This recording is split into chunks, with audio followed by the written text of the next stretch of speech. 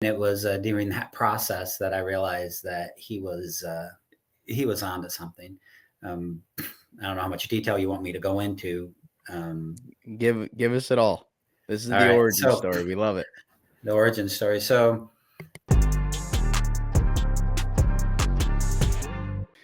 Okay, Curtis, from starting in a small garage to becoming the gold standard in pickleball paddles, what drove you to believe so strongly in the potential of this sport?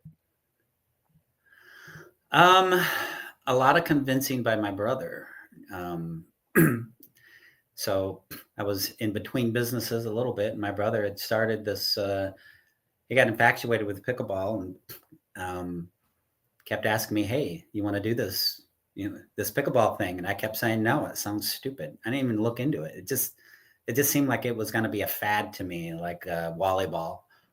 Apologies to all the volleyball fanatics out there. And the and so he said, well, in the meantime, how about I give you a job and you can help me? And I said, no, keep your money. I'll just help you. This is exciting. I'll help you get your little startup going. And it was during that process that I realized that he was onto something. I don't know how much detail you want me to go into. Give us it all. This is All the right, origin so story. We love it. the origin story. So my brother is a very, very bright guy, and he did design and sell the first polymer honeycomb pickleball paddle. His name is Cody Smith, by the way. And so he'd asked me, he's like, "Hey, I could use some help making paddles." I think he offered me some like $20 a paddle. I'm like, nah, keep your money. I'll just help you out. And he said, yeah, I think I'm going to start this little garage company for me because this is exciting. I'm going to name it Paddletek. And I said, Paddletek, why you make it product specific?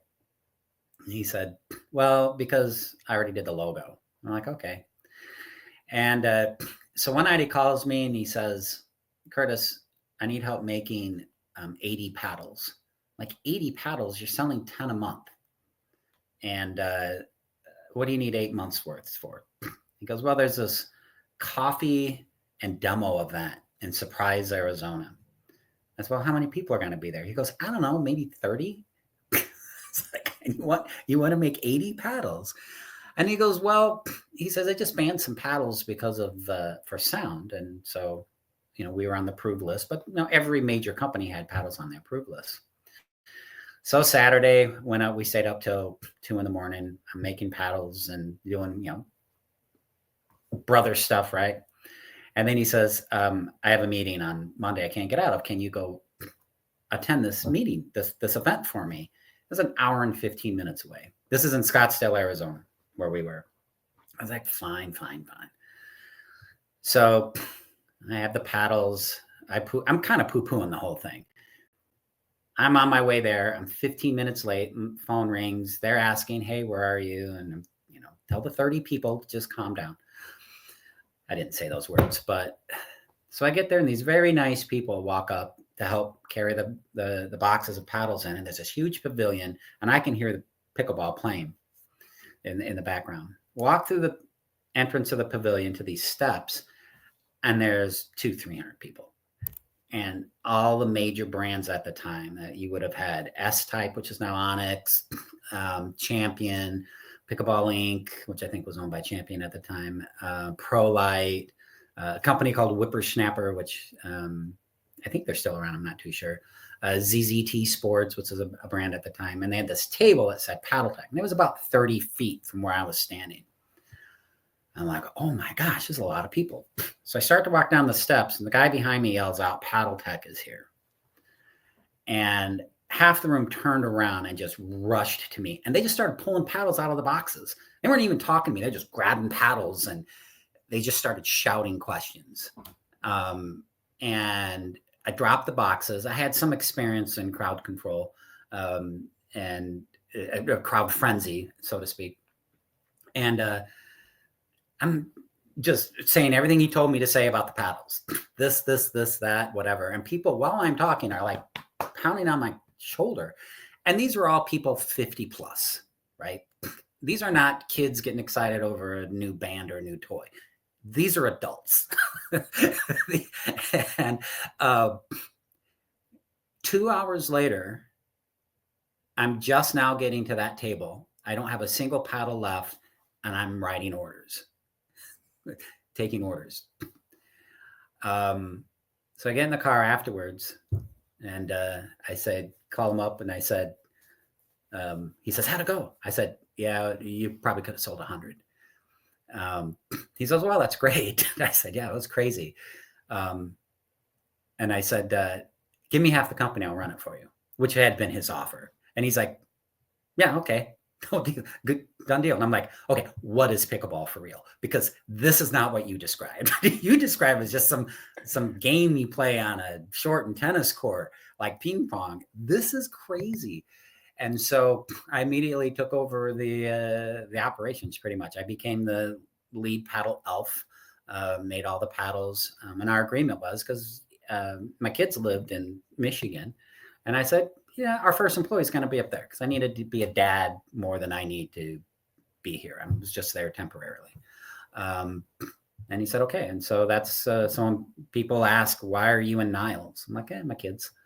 But yeah, so when a lot of people will say, how did you get into pickleball? And I said, luck. Because I turned my brother down for 6 months before finally getting it through my thick head that he was onto something. It wasn't just a fad, that this was going to hang around. So what about your background like allowed you to take a leap like that? Like, I know it's your brother, right? I know there's a whole different element there of wanting to do business with family. But what about your background allowed you to like have the mindset of like taking that leap of faith into not only a new industry, but a completely new sport that really hadn't fully developed yet? Well, I think it's every entrepreneur is looking for opportunity. And I mean, who doesn't want to be in sporting goods? I mean, it's exciting, right? But it wasn't my first business. I mean, there was a bigger leap of faith on my first business. I always wanted to do my own thing. I had worked myself up to just below VP of a retail chain, a department store, managed merchandise manager for 27 stores. And the corporate structure, I never really got it, because I always wanted things to be efficient, and I wanted, everything to be, it was more team oriented. You don't always get that in every corporate environment. And then when my first wife convinced me to start the first business, that made me realize this is fun. Now it's a lot of risk, and it's stress, and sometimes you don't have a good day. But it's better, in my opinion, than just going through the motions, that you are taking a risk, and it's a high reward if you're successful. But with that high reward and the higher the risk, the more pride you can take in its success. And so for pickleball, it was just, okay, this is my next thing, right? Because I was debating, do I do another startup, or do I go back into corporate America? And that was the decision point. And when he said, yeah, here, you can have half the company. I'm like, yeah, okay. And, at the time he was only selling 10 a month. So it wasn't like it was crazy. It was pretty much just to the people he knew. But once we got an operation in place, we grew really quickly. I always say it was like tiger by the tail. So you take all your formulas and your strategies and your plans, and you throw them out the window, because you're traveling far faster than you could ever even imagine. Every projection I did for the sport and what we would need was useless within 60 days. What year was that? Let's see. He formed the company late 2010. When he actually formed, I think I got my ownership 3 months later. So 2010 is when we were founded, and I think January, I think it was in October 2010. And I think in January is when I officially on paper became. I'm program. curious about what those projections were then. If you can think about a couple off the top of your head in comparison to like where it is now, it's probably drastically different. It is. And, we're seeing that now with our growth where, we are, on some of our products, we're on an allotment schedule where this is all you can have because we weren't anticipating the growth that we're having right now. You would think we should have known, but there were some things that were out of our control that happened that helped us out. But, I remember I might have been in 2013, like, you know what, pickleball is growing at this rate. And so we're going to grow at this rate. And so, that's a 30% increase. Nope, we doubled in sales that year. Okay, so pickleball is growing, so if pickleball is growing at 30% and we grow by 100%, we anticipate it. I mean, we never knew when it would slow down. And that was always our, when does everybody turn into a pumpkin here? We never really knew. Certain things we could forecast, but we just didn't know when it would happen. And some things have taken longer and some things have happened a lot faster. But now we have a lot of smart people who can then try to say, this is how much materials you'll need. And from us, it was mostly do we have the materials on hand and do we have the staff? So I don't know if I answered your question. You did. And then there's something that I wanted to go back to in your story was that you talked about moving from 9 to 5 into entrepreneurship. The reason I always want to key in on that is because for all of our entrepreneurs listening or even considering it, leaving their 9 to 5, I feel like that moment is like such an inflection point in everybody's journey. Can you tell us why you kind of like took that leap from your corporate America job to doing something on your own? Gosh, if I go back to the kernel of when that happened, my grandfather was a successful rancher in Arizona. He had 2 cattle ranches. The big one was 25,000 acres. Beautiful. It's in the mountains in a valley. And he never worked a day of his life. He loved it, but he worked hard and he worked a lot. But to him, it really wasn't work. And just hanging with him, up on horseback, up in the mountains, checking a water hole or something like that. He didn't necessarily preach at me, but he would just extol the benefits of being your own boss, that it is risky, and that, not everybody has a safety net. He did not have a safety net. And so he needed to make sure that he didn't fail. And if he did, he could afford to do so. That was always his thing. He said, if you're going to fail at something, just make sure you know how to, have a plan B, so to speak. But, and I don't know, it just, that idea of creating something that didn't exist before, right? It just appealed to me from a personality standpoint. And, not everybody is meant to own their own business. You have to have the motivation and discipline to do things when somebody else isn't telling you have to do them. Are your motivation and your goals are what's telling you to get up at 6 a.m. and then stop work at 8 or 9. Without that, then you're not going to reach your full potential. That's just my opinion. And so I was just so motivated. My sister put it best. Curtis, you always felt like you needed to prove yourself, and doing your own thing was the ultimate way to prove myself, to show the world, you know what, I can succeed. In lieu of proving yourself, you want to do me a favor and grab those awards that are behind you right now? Oh, gosh. How about just one? You can grab one. Yeah. This is the Pickleball. Thank you. That's a nice piece. Yeah, it's a nice piece. Thank you, Chris Olson, Pickleball Studio. These are really nice. One of the nicest words we've ever. This is Wide Body Paddle of the Year, and then the other one is Most Improved Company. That one kind of has the thank you. Wish we didn't need it, but yeah, we got 15 awards in 2024. That one and Paddles of the Years. The the one that won the most was the ESQ, which is short for Esquire.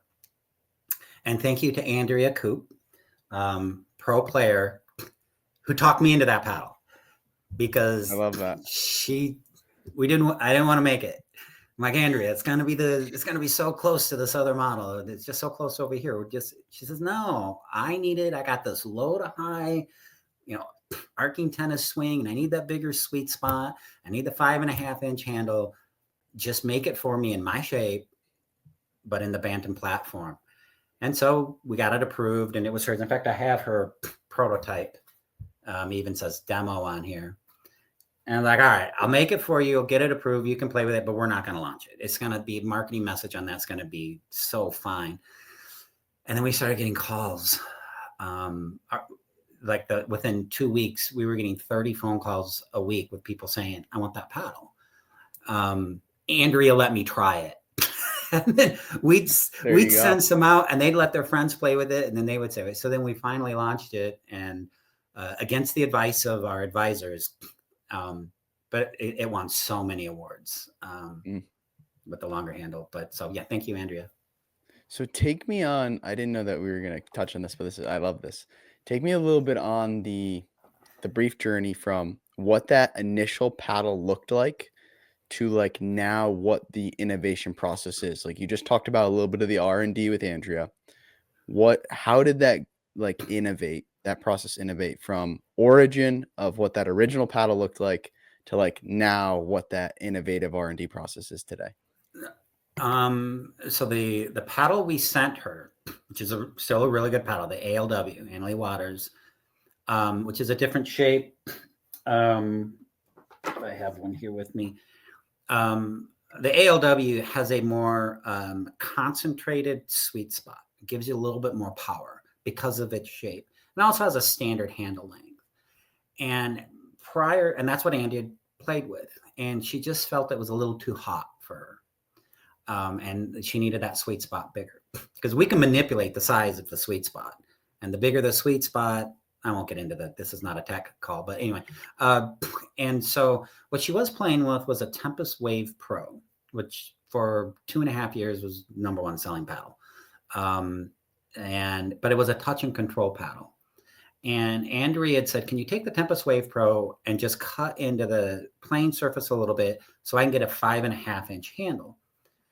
And we called USAP and asked if that would be legal, or if we would have to submit this as a new paddle. And they said, are you going to launch it and sell it? We said, no. Just for Andrea? Yes. Not a big deal, because it's just a matter of paperwork, right? Same model, it's just a tweak. I hope I'm not getting anybody over there. This is years ago. And so we were always doing that with Andrea. It was a Tempest Wave Pro, and we'd cut it into the handle. And that's why, if you look, maybe see it on this side, this is such a sharp turn, because that was done by hand. We've got a guy in our raw materials that's actually taking the shape of a paddle and putting it and shaping it by hand, and we make it off for Andrea and send it to her. So then the ESQ, that was her shape. And it was just a matter of take the shape I like, put it in this platform, and let me try it. And she loved it.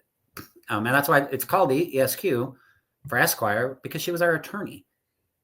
For like 5 years, Andrea was our attorney. She is an attorney. I love that story. I love it too. I like having a name that purpose has meaning. A story about it. Yeah, correct. Absolutely. Yeah. How about that? The first initial paddle, what was the construction of it that is different from today, or is it fairly similar and people are kind of overlooking the minor innovations that can really make a huge difference? The first Paddletek paddle? Tell me about it. Holy moly. This is the very first Paddletek paddle. This is with my brother, and the company hasn't been formed yet, right? He's just geek making paddles. So my brother got addicted to the sport in like 2008, and his paddles were only lasting about every 3 to 4 months. That is part of the Paddletek DNA, which is don't do gimmicks. And we were built on make it last more than 3 months. Back then, all the paddles were made out of Aramis, or Nomex is the brand name, resin reinforced paper, or an aluminum honeycomb. Is that, And to give reference, is that like the what was the old gearbox that was like the GX5 or something? It has like it almost looks like a glassy look, or no? No. So the most famous Nomex paddle would have been is the Onyx Z5. Okay. You know what? That's what I meant to say. I said gearbox, but I meant to say Onyx. So we're on the same page. The Z5, and it has a cult following. I mean, it is, but and at the time, and lots of credit to ProLite. I think ProLite was the first to come up with that. Was they were playing with wood, and they just wanted to make paddles that were lighter. So let's make it out of a composite. And a composite means two different materials. But for years, people referred to a Nomex paddle as being a composite paddle. And it made them lighter. But the problem is it would break down. It is resin reinforced paper. And I know I'm oversimplifying that. All the engineers out there, just calm down. I'm oversimplifying it. So so then they're like, well, what else are they using in aerospace? So how about aluminum honeycomb? Let's make that. And it played like a light piece of wood. And it was lighter than a piece of wood, but they were loud and they dented. And so you had a sweet spot the size of a walnut. And I was just like, there's got to be something better. And so what he tried to do is he tried to invent something rather than try to find something that he could just utilize within pickleball, which is what he ended up doing. But the very first polymer paddle that he made was very hard to make. It was essentially the polymer honeycomb, like a formica embedded. Things played great. There are people who still sometimes like, you don't have any of those around, do you? Because they did. They played absolutely amazing. Played very similar, had a little more spring than a carbon fiber. As far as I'm concerned, is like one of the best plain polymer paddles in the market, but they had a problem. It would crack. It's formica. It's supposed to go on your countertop, not on something that's moving. And so we talked to the manufacturer and we're like, yeah, this stuff is cracking. And they said, well, why don't you just use fiberglass or glass epoxy? And we're like, okay. And they're like, we've got that sitting on the shelf. We make that, and we make it because you can put it in a floorboard and a pontoon. You can put it in a trailer, or an RV. We've got that. You want some? And so we started buying it. And it was, a lot of the Paddletek innovation, I will say, comes from us trying to solve a problem of, oh gosh, how are we going to solve this? And by understanding the physics and understanding what the polymer will do, allowed us to innovate and create new things, like the first power paddle in the sport. And so once we went to the glass epoxy, which at the time we called it fiberglass to throw off our competition, and it worked, by the way, because it was fiberglass, but it's a certain kind of fiberglass. Then that kind of took over the sport, and that's when with the launch of the Element, which, gosh, it was so popular. Then we never really we never went to another facing material until we went to carbon fiber in 2015 with the Tempest series. And then with our current Bantam series and Tempest line, which is a PT 700, which is actually a hybrid of the two.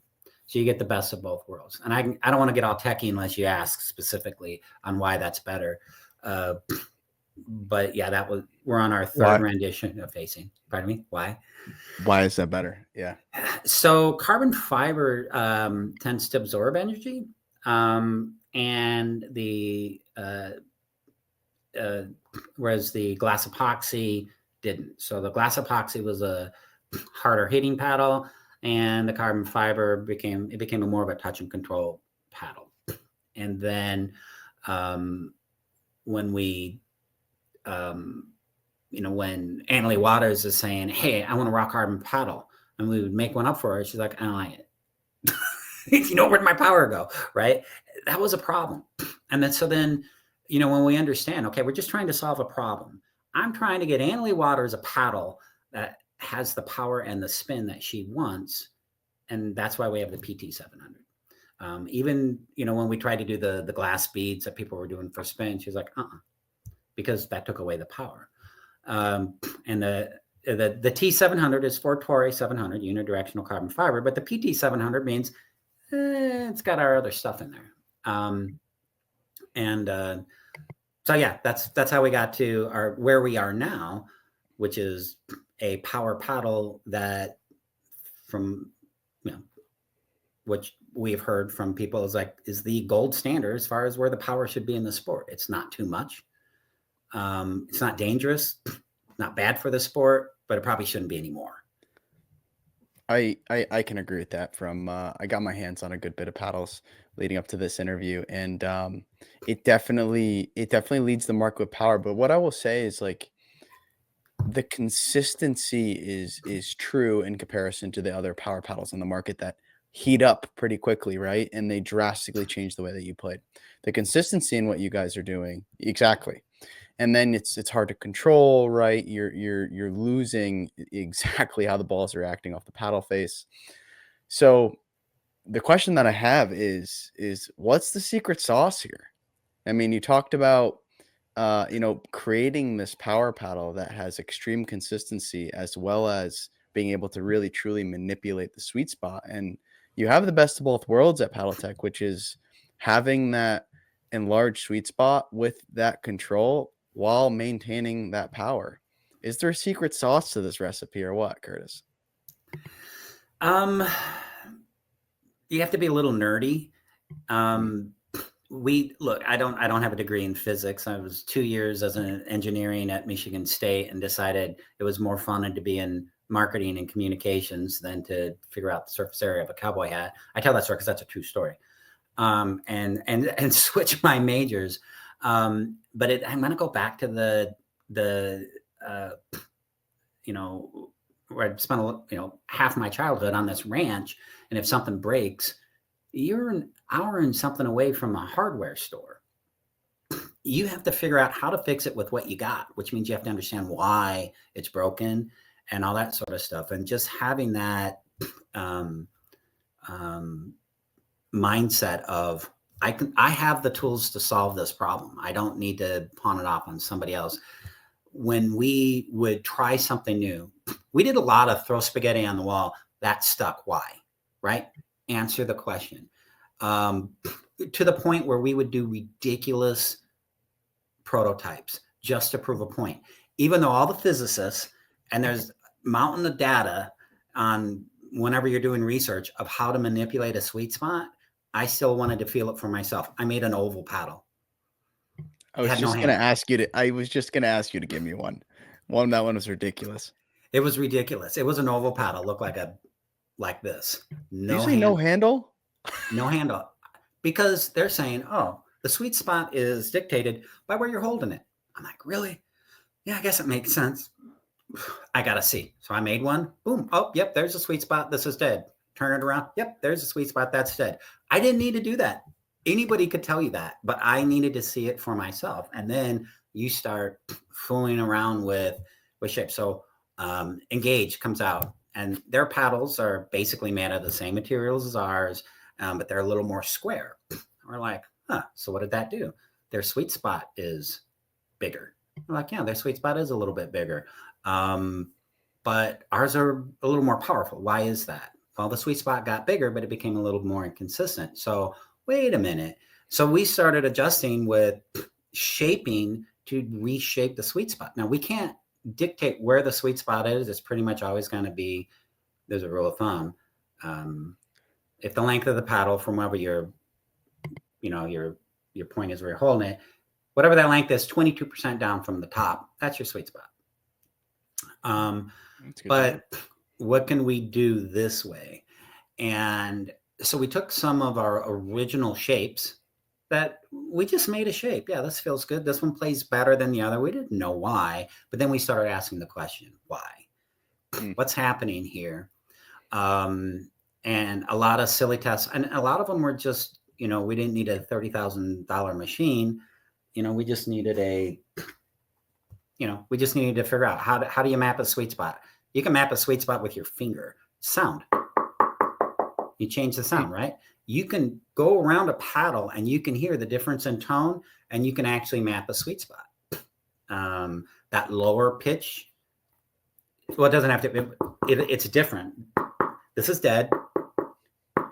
That's not. And so somebody asked me the other day, they're like, how do you map a sweet spot sound? Well, that doesn't really work. I'm like, well, I'll just be your little secret, but okay. You know what? The reference that I can make for you is like anybody that plays pickleball, what sound does it make when you have a miss hit in comparison to like hitting the center of the paddle? Does it sound the same? No, it doesn't sound even close to the same, right? So there clearly is a difference in noise on the sweet spot in comparison to if you have a miss hit along the edges, which for anybody training, great, like kinesthetic, whatever the hearing word is, great awareness for like, hey, I didn't hit it in the center of the paddle if you're learning or developing your skills, right? Yeah. It's we used to say when walking through a tournament, we could hear the bantams. So the bantam, we officially launched it in 2013, but we could hear them. It had a darker tone, a tone to it. And then 10 years later, they were saying, oh, that paddle sounds different. Like, yeah, from the paddles in 2011, they do, but they just weren't paying attention. I mean, you weren't watching pickleball on TV all the time where you could hear it, right? But yeah, sound is that's how I map a sweet spot, is using sound. I can do it right there. Boom, boom, boom, boom. Now I don't know how hot the sweet spot's going to be, but I can definitely that can help us shape it. So this is where I get curious, and my brain is just turning on questions. Is lead tape on the edge of our paddle a myth or no? That's certainly not a myth. Does it help with the sweet spot? Does it help with balance on the paddle? Or does it not actually apply as much as we actually think?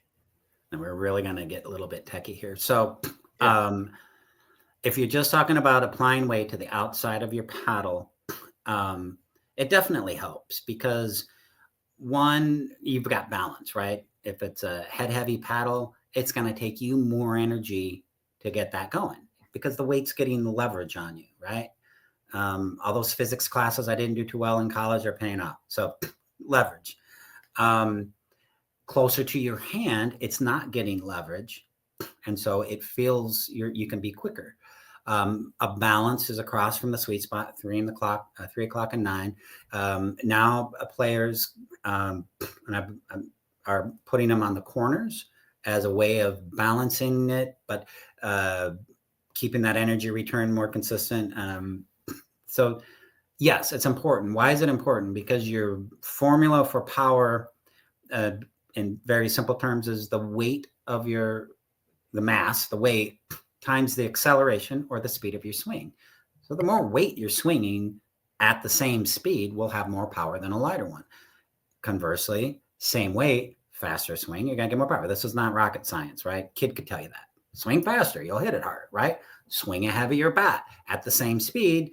That's why your big, bulky baseball players can hit more home runs. They can swing a heavy bat super fast and hit the ball out. So adding the weight allows you to, or where you put it, allows you to add weight to the paddle, balance the way you like it. So when Catherine Parenta was with Paddletek, and then she went off to Selker, and she's still her and Athena are still very dear to our hearts, and we're still friends. In fact, we consider them family. So when she went to Selker, she sent us back all of her unused paddles. She didn't have to do that, but she did. And I'm very glad that she did, because I use those as an example for people on how to balance their paddle. When Catherine was playing singles, she would put the weight all the way around, right? She doesn't have to be, there's no quick this, right? It's full arm swings. She has time to react to the ball, and she's got max power. That's the way Anna Lee Waters used to do hers. I just all the way around. This is my paddle. I was going to ask that. Yeah. But she's got a different configuration right now that I don't know if she wants me to say, but she has got a different configuration now. So when Catherine was playing, that was for singles. When she was playing doubles, her weight was here and here, balanced, attack, defense, very balanced. But when she was playing mixed, where her role is more defense, right? The male player is going to cover 60% of the court. He's going to go on offense more than her. Her weight was down here. So she could be faster, better defensive play. World-class athlete, world-class pickleball player, 3 different ways of balancing her paddle, depending on the role and the situation she's in. It was, I mean, I knew this, but to see somebody at her caliber, to see what she was doing, we use that for a while to show people the options of balancing their paddle. Now we're doing things a little differently with the bantam, which is we put the weight on the inside. And we've even had people get the paddles without the weight on the inside and try to put it on the outside. It's not the same. That internal concentrated weighting, I think, is one of the reasons the Bantam series is doing so well, because it just solved so many problems and so, that you get with a paddle, like twist weight, right? So you don't have to. So you don't have to tell me her exact configuration, but you could at least tell me that she's no longer weighting the whole thing. Annalie Waters. The last time I talked to them, they were experimenting with a different configuration that was very similar to all the way around, but not quite. I don't think that she would mind. I could probably just look at her paddle and tell. But I know they were experimenting with some different ways to put the weight in there. But I mean, Annalie Waters could play. It's bad for business, but she's good. And so we're very fortunate to have her on our team.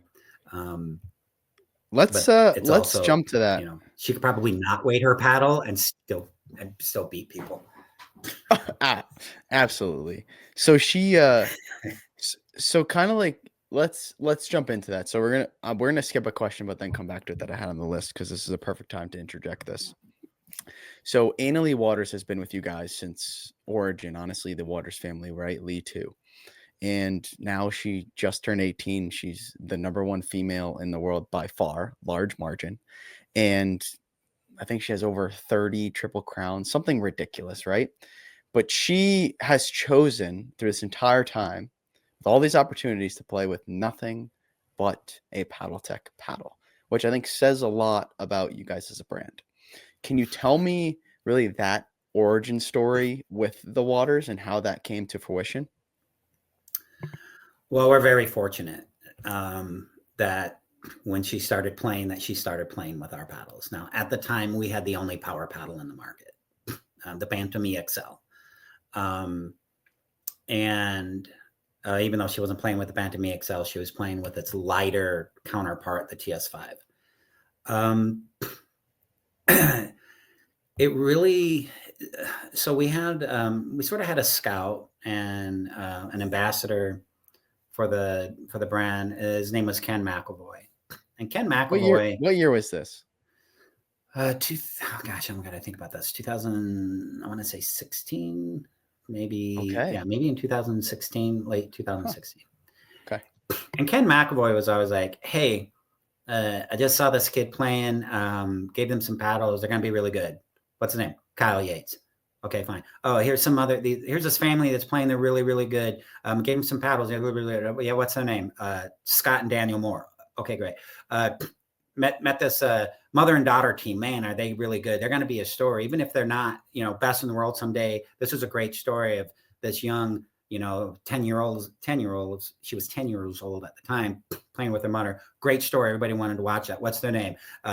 Lee Waters and Annalie Waters. I mean, that guy did so much to bring us top talent. He really, really had an eye for it. And so, they're playing, and their story about how, Lee's partner didn't show up. So Annalie decided she would play, and they ended up winning and all that sort of stuff. I think the relationship started in earnest when at the time they were playing with our paddles. And at the time it's, paddles and gear, and maybe there's a small salary. And I was talking to Lee Waters, and I hope she's not upset with me telling this story. And she says, well, one of your competitors is, coming at us pretty hard. And, about sponsoring me and Annalie. And I said to her, Lee, we'd like to sponsor you, but we don't want to sponsor Anna Lee. And her response was, come again? Like, and I said, pickleball is new. We don't know how what the NCAA is going to rule on pickleball in regards to pro play. And she, at the time, she was big into soccer and tennis.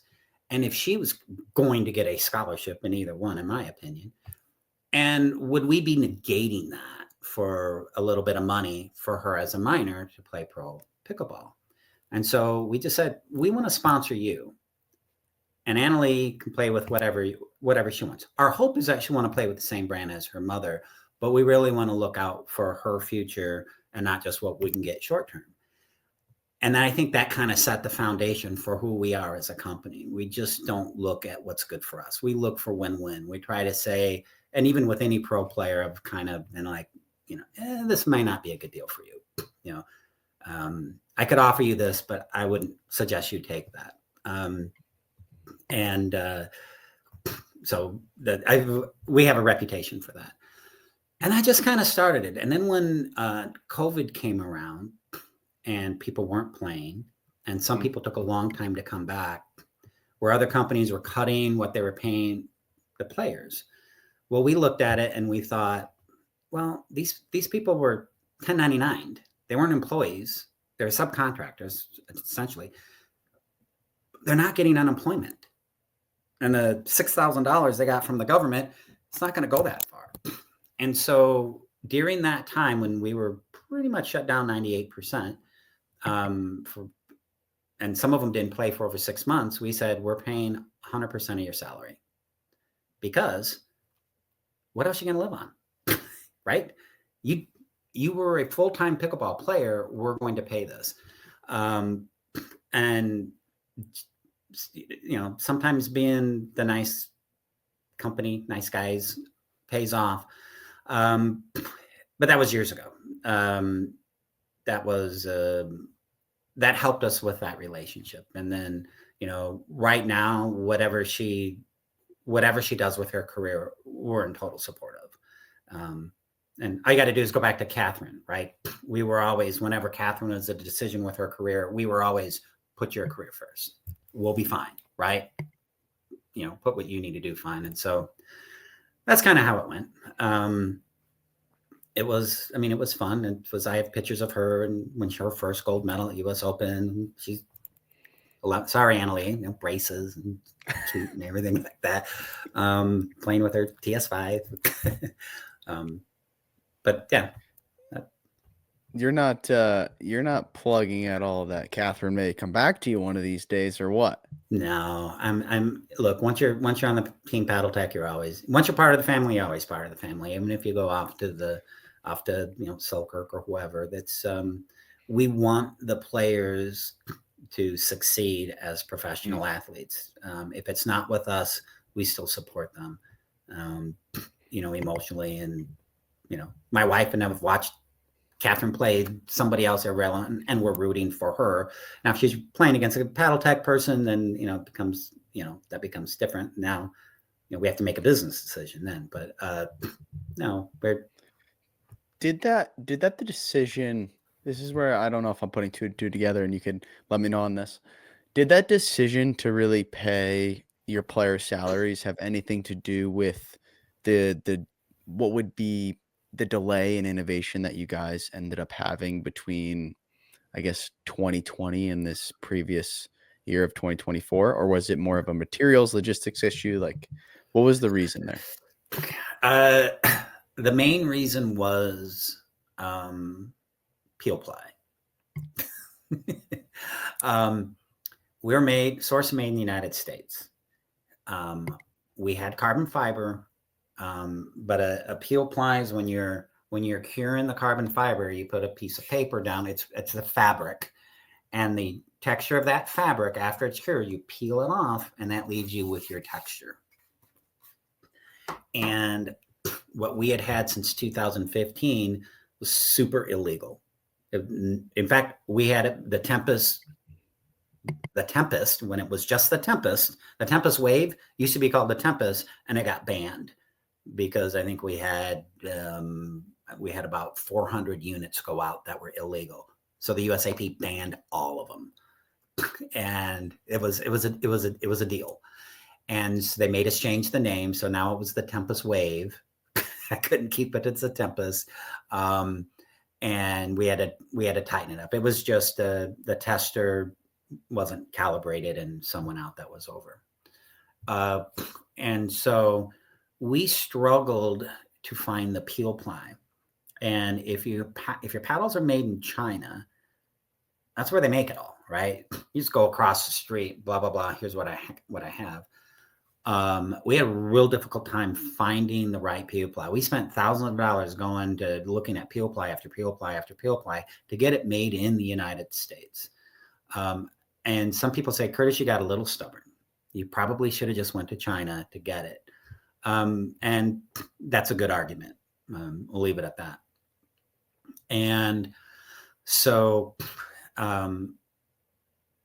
that was a big reason, was just this, no, we are going to be made in the United States. And then when we went with the V3, which is the glass bead coating, is because we discovered that on like 3 of our competitors. Now there's a rule against that. And so when I submitted it to USAP, I put it on the application. This is what we're putting on there. And they got upset. I'm like, there's a rule against this. I'm like, well, wait a minute. You got like 5 models over here that you've already approved that have it. So what are you going to do? That took 2 months for them to get back and say, yeah, we're going to allow it. Well, in the meantime, we've launching the V3. We had just developed finally in the United States, the peel ply, the peel ply on the carbon fiber. But because of that, because there was such a delay, we also were able to address the power issue. So now in that process, we're able to do that layer that I was talking about. So then when we do launch it, it was the best of both worlds. But that was the main reason. And it was 2 years it was hell. I mean, you want to talk about stress when you're trying to make stuff in the United States and you just can't get the materials.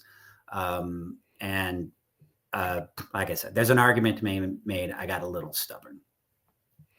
Was there a time in that period, because in lieu of the Fail First project and the podcast as a whole, right? Was there a time in that period where you felt like, Paddletek may not get out of this? Or did you always have the belief of like, hey, we're going to figure out a way to get ourselves back on the market, and not only back on the market, but stay the gold standard? No, there's definitely some old crap moments, right? How do we position the brand? So we have a rule. We won't do a gimmick. We're not going to do something gimmicky. We're not going to tell the customer, hey, this is what you're going to get out of it and buy it. And then they get it and like, whatever. And we were concerned. We were always a little bit concerned about, if we just hold true to physics. A good paddle is using physics as its foundation, not necessarily fancy technological words and stuff like that. I'm doing this too much, sorry guys. And so there's been a lot of stuff that has come our way, and then we're like, let's wait and see. I'm divulge a little bit here. Terry Graham, one of the founders of the U.S. Open Pickleball Championships, good friend of ours, the best advice she ever gave me when she worked with Wilson. Sorry, Terry, if you don't want me to tell this story. She says, Curtis, when we worked at Wilson, whenever the competition did something, whether it was a great idea or a bad idea, we always called it stupid. Competition is doing something stupid. And it forced us to relax and don't make knee-jerk decisions based off of what the competition is doing. Manage your brand and what you stand for. And what we stand for is no gimmicks, made in the United States, performance-based paddles with physics as its underlying thing. What is the physics of a paddle? Because that's what's at play. Every time you hit a ball, it's just physics. And what I'm thankful for is, because we ran into that roadblock of how do we make these in the United States when it seems like all the technology that people are looking for is coming out of China, But look at where we are now, where people are starting to think, well, wait a minute. This is a really good paddle. And in fact, I probably won't be able to get a better performing paddle based off of the rules. And it's a tried and true formula. It's made in the United States and it's really good. And so, yes, did we fail during those 2 years to come up with something that the marketplace was all excited about? We did. But now we don't have a recall on, foam injected paddles that are breaking down and that is going to get banned. We didn't just follow the crowd and say, oh, let's chase the short-term sales. Hopefully, if there are Paddletek fans out there, they know that they can trust us. If I buy a Paddletek, it's a good paddle and it's a performing paddle at whatever level I'm at. Hopefully that answered your question. I mean, you talk about coming out of something that the 2 years people talk about it, like, what happened to you guys? So what do you think the greatest failure that you overcame was with Paddletek? Failure. I like to think of more as a mistake. Definitely. I don't want to learning opportunity. Let's go with learning opportunities. I think our biggest hurdle was definitely the spin and the power. So I'm going to backtrack a little bit. So you can have all the spin you want. I think Electrum was one of the first ones I've seen, and then Carbon came out with that other stuff. But spin really comes into play when you need the power, right? You need that ball to dive at the end. And so we ended up with both, which was good. So back in the day, and this is a good lesson as far as imposter syndrome is concerned, it's we're in year 8, I think, year 7, and we're starting to see tennis brands come in. And we didn't know what the marketplace was how the marketplace was going to react. We had Babolat coming in, Wilson was coming in, Head was coming in, rumors of, Adidas was coming in, and we're like, oh no. And here we are. Our mindset was 2 guys that started in a garage. We're going to get swallowed up. When the tennis people come into the sport, they're not going to want a Paddletek. So we went and we got the license for Prince Pickleball. And we did well with it. I mean, Prince Pickleball, we made it legitimate, respectable. We had Simone Jardim, #1 in the world. We had Colin Johns, heard of him? Dekel Bar. I mean, this was the Prince team. And that was our way of saying, now we're kind of protected. And I had a conversation once with Rob Barnes, the CEO of Selkirk, and we're friends. And he says, yeah, we're kind of hoping that this distracts you a little bit. That's what he said. A very honest conversation. We kind of hope that this distracts you a little bit. And it did a little bit. But the biggest thing we took out of that, which if I had to do it over again, I probably wouldn't. Nothing against the Prince brand and all those people up there.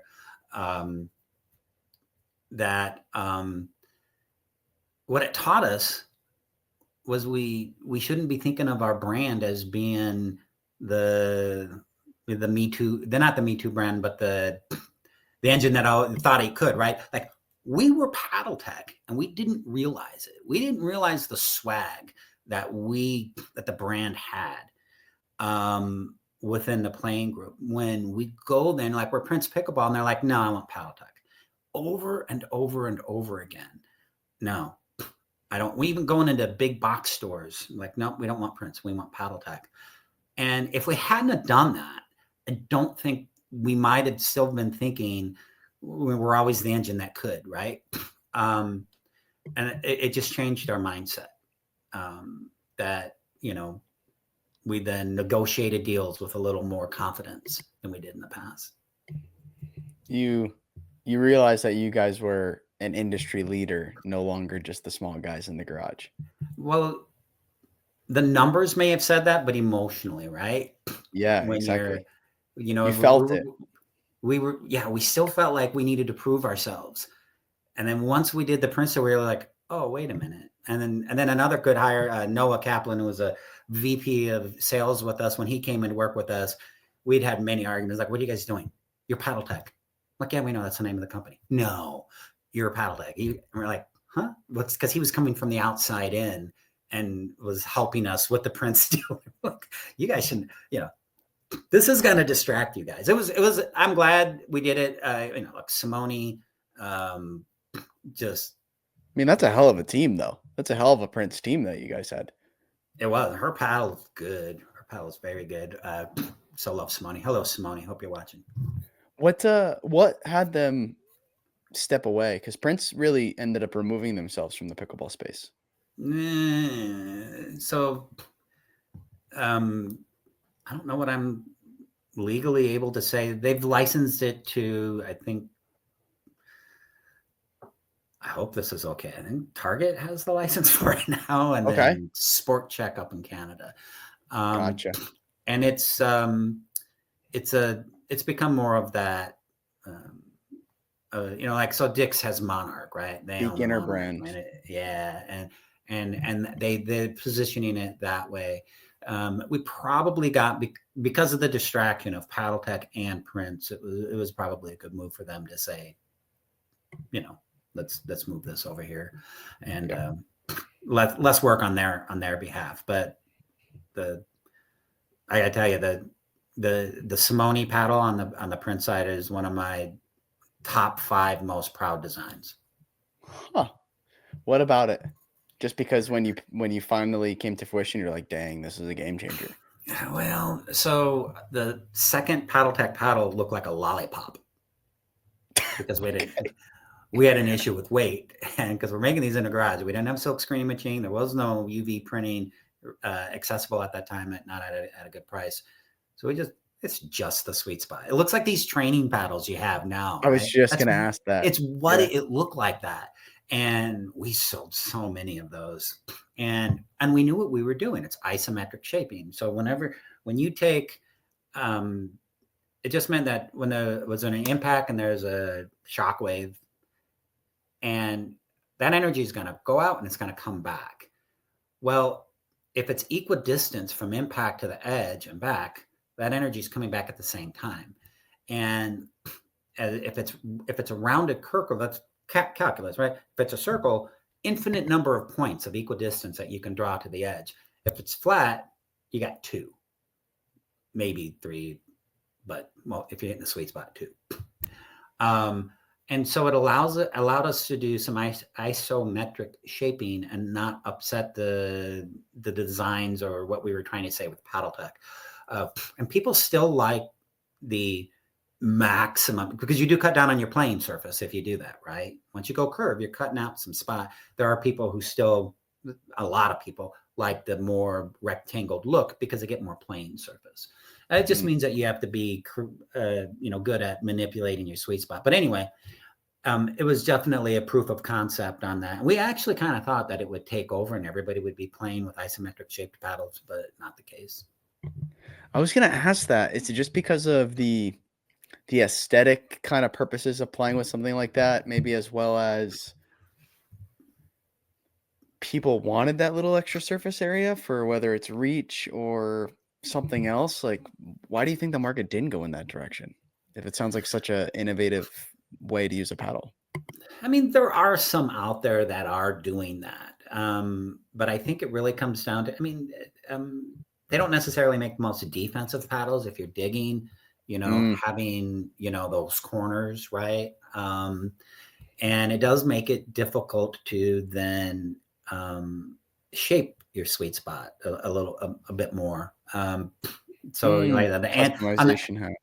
On the Annalee Waters paddle, it's the sweet spot's in the shape of a cat's eye, but it's hot, right? That's a hot sweet spot. It digs. It's for a standard length paddle, very hot.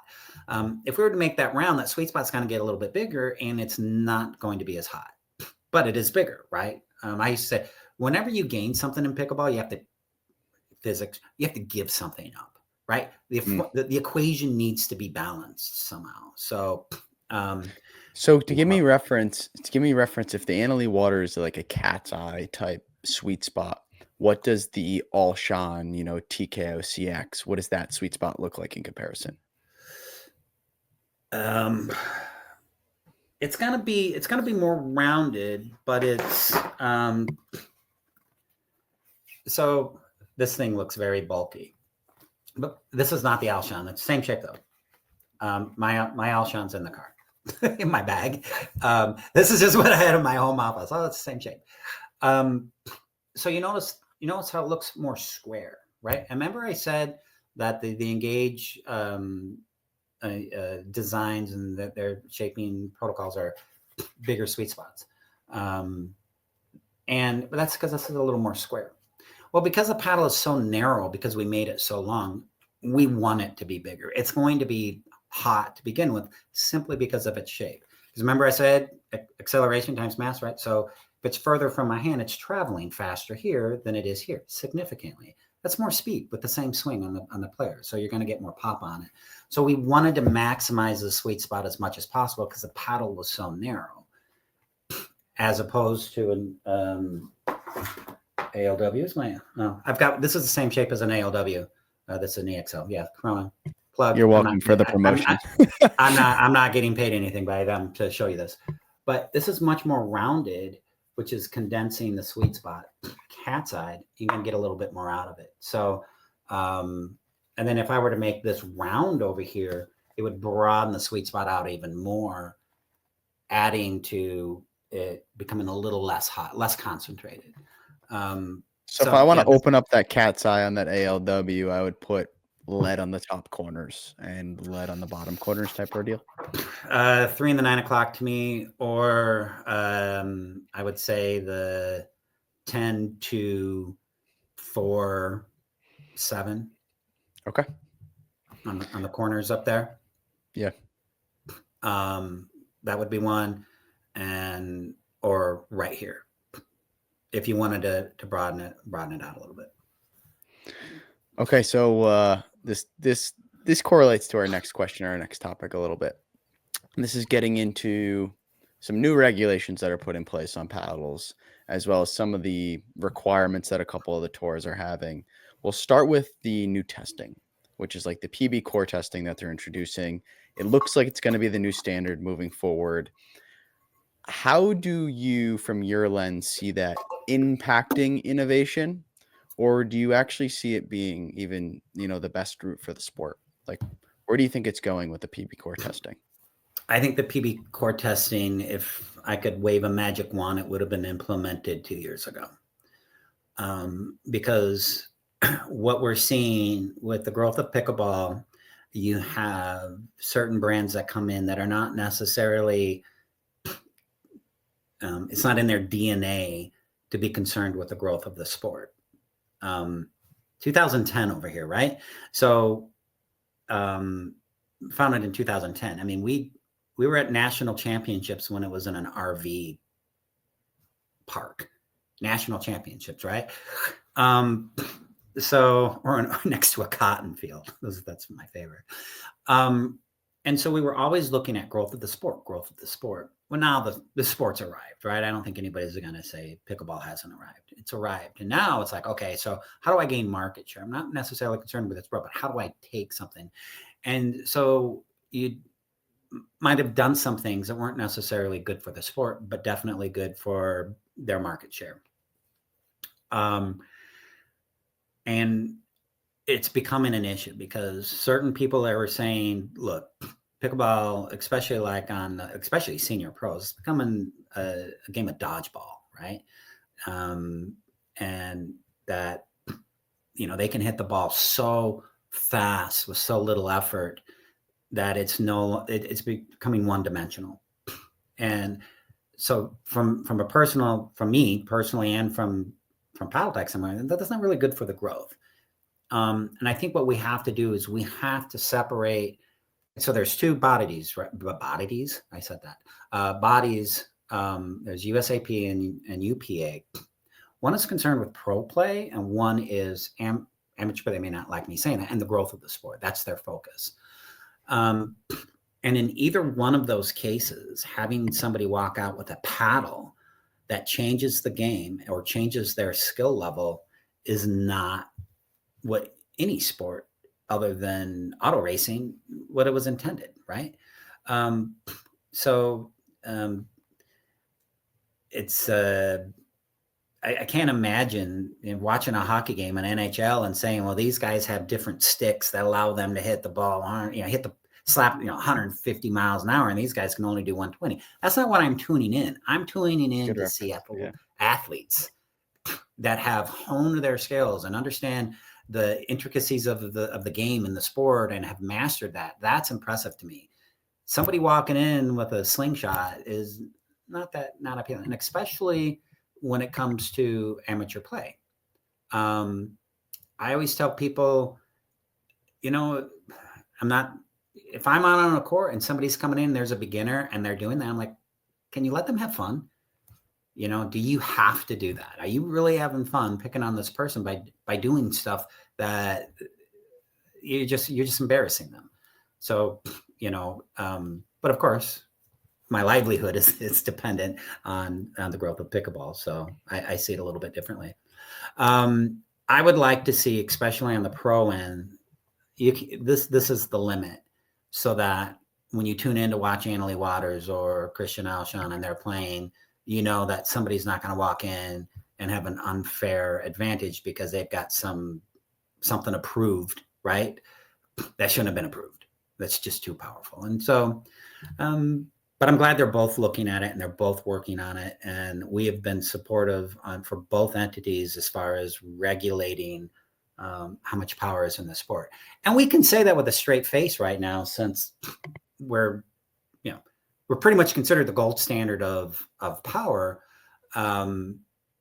We might, maybe, in 2026, they may ask us dial it back 5% or something. We don't know yet, but right now we should be good. It seems like where they draw the line, we're right there. So yeah, PB core test, it's good. I mean, we're going to have to put in our own testing facility, so that we can keep up with it. But to just fire balls at paddles. Well, yeah, a little bit. It's a big cannon. Have you seen it? Yeah, I did. Yeah. I saw a couple of videos of it. Just a massive cannon that just fires a ball at a paddle. Yeah, and pretty much tracks the velocity getting at it in comparison to the velocity coming off the paddle. Correct, and then there's a ratio that comes with that.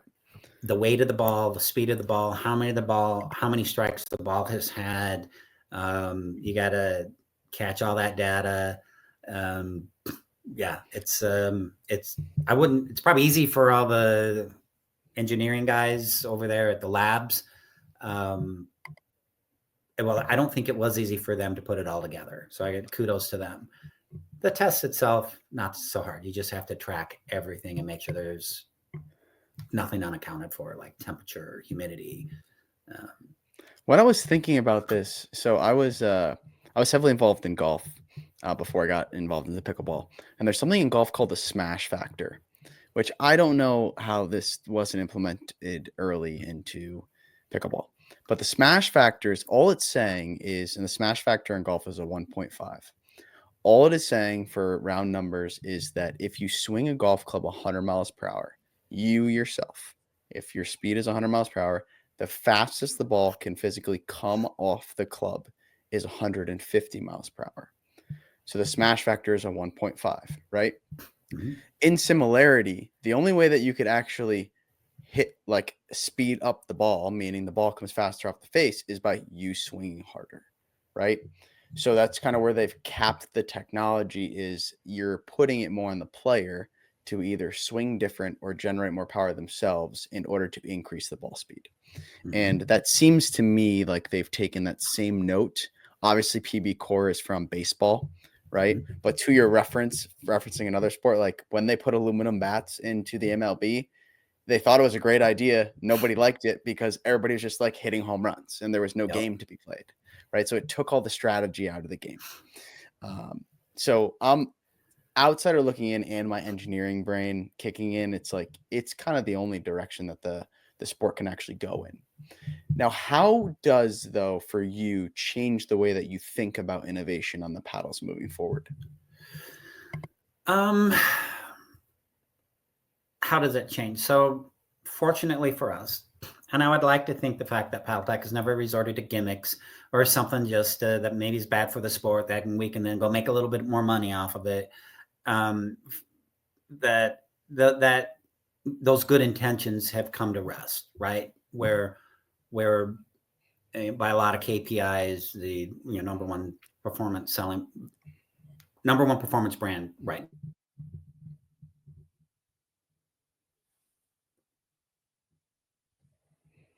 Oh no. Come back to me, Curtis. Hear me? Yeah, there we go. Yeah, I got you. Whoo! That's somebody, that's FBI or somebody trying to figure out what we're doing. So so from our standpoint, so if we were in a situation where they're like, hey, Curtis, Bantam Series is going to be delisted, in June or September, we would be scrambling. Oh God, we wouldn't be. We already have those designs, right? No, if that's not going to be, if we already have Plan B ready to go, right? If it happens, right now we don't. No indication that it'll happen. So that means that we're able to focus on something other than that. We're able to say, okay, so we've got the power level. What else is the customer looking for? They're probably looking for things that give them more value, right? And that's my focus. How do we launch another rendition of the Bantam series that gives them the performance that they expect, but gives them more value for the money? And made in the United States, I guarantee, I don't want to guarantee. Okay, I'll guarantee it. That of your top 5 brands, it costs us more to make these paddles than any other paddle. And so my goal is to look for new technologies, because they're going to cap the performance, right? So we can stop thinking about that.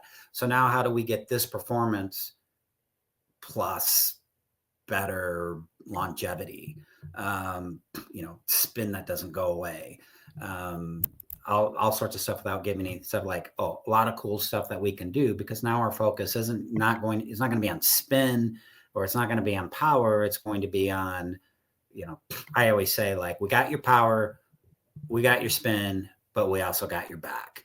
That's what we're looking at right now. How do we have the customers back on the next rendition of paddles? Because it's paid off for us being, we don't do gimmicks. We stand behind our product. So let's stand behind the customer next. What do they want? And that'll be our focus. But we're in a unique situation, I will say. Do you also think that there's going to be, because I feel like the price creep on paddles has gotten pretty extensive over, the past, I'll even say 6 months in comparison, 6 to 8 months in comparison to where they were. Now that's also coinciding with the innovation that has been applied to paddles. Do you think, though, it's going to level off a little bit and find a market, or has that not been pressed? Are we going to get into a $500 price range on paddles? Like, that seems crazy. You know who would come up with the first $500 paddle if it was out there? Yeah. It's weird. So when we started the company, most of the players, the people buying the paddles, were on fixed incomes. They were retired.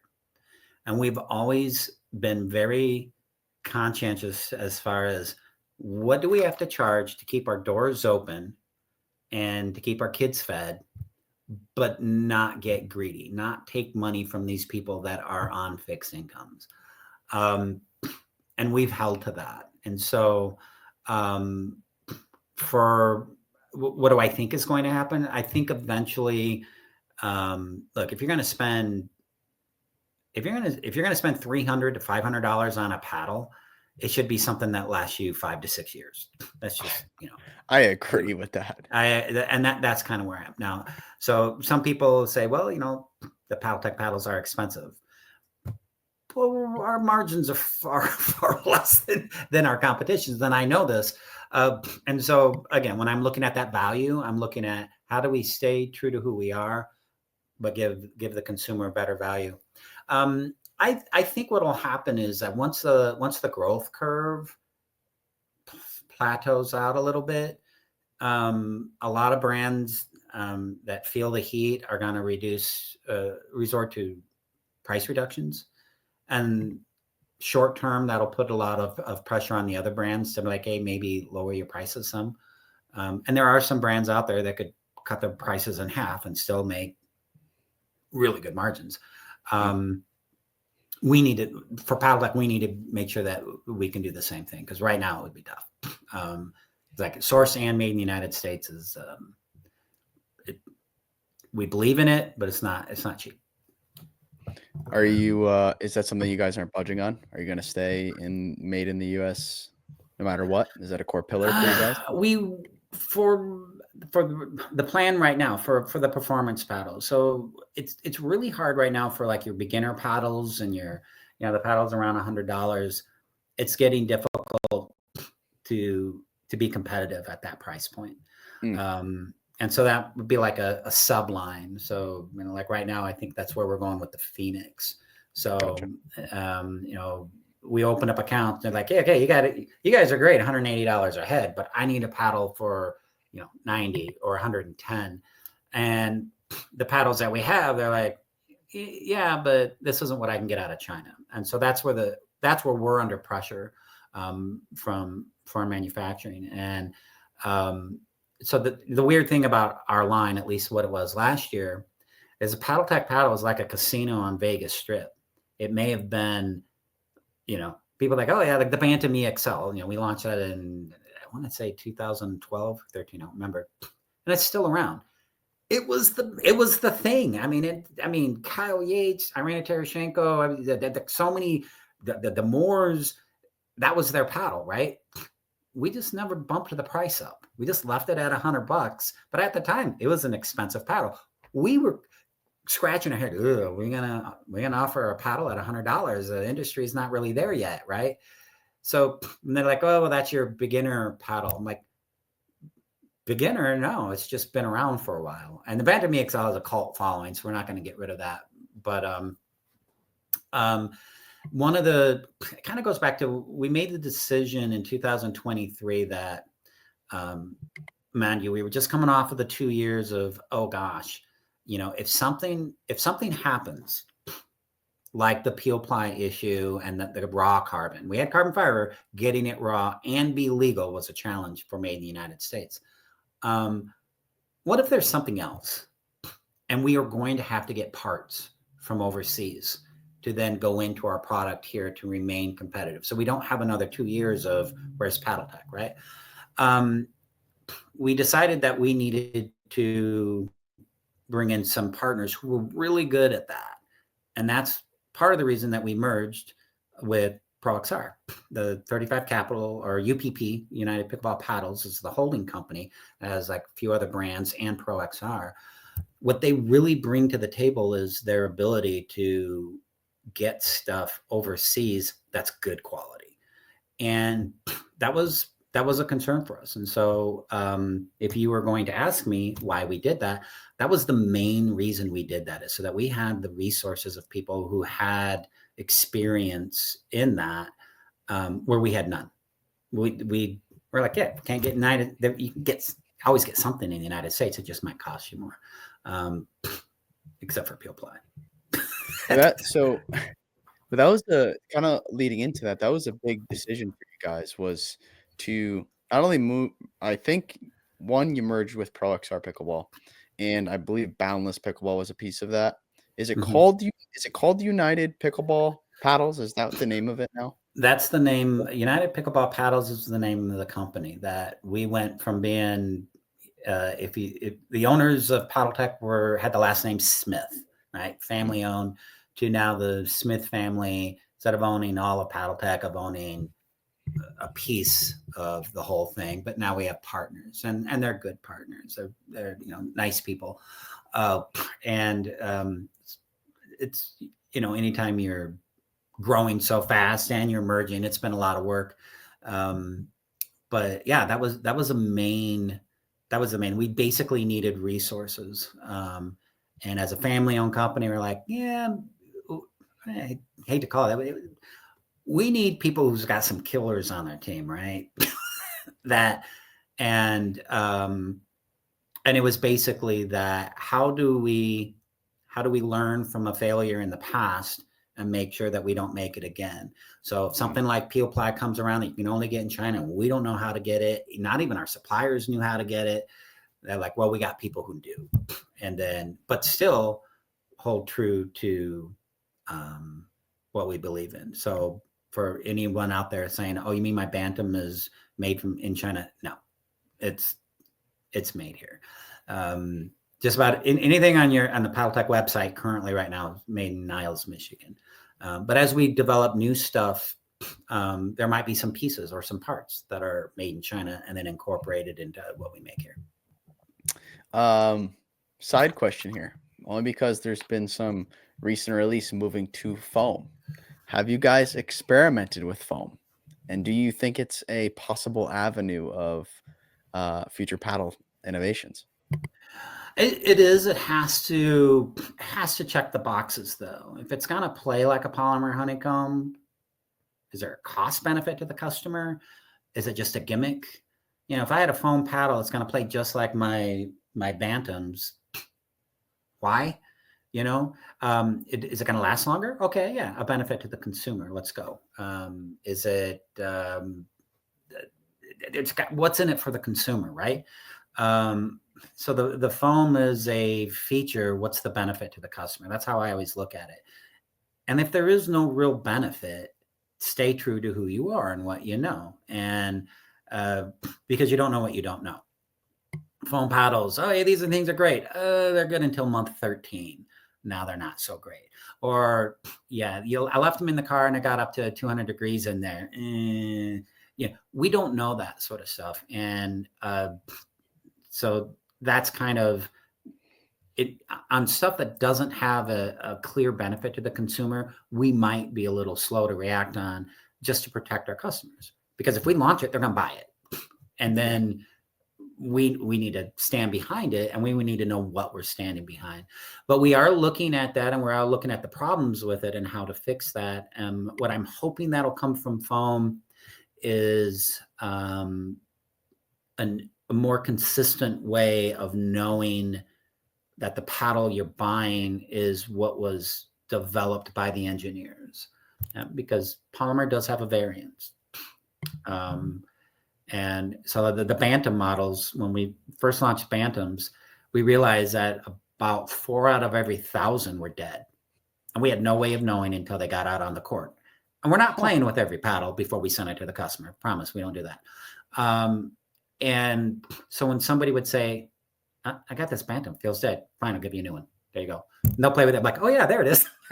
So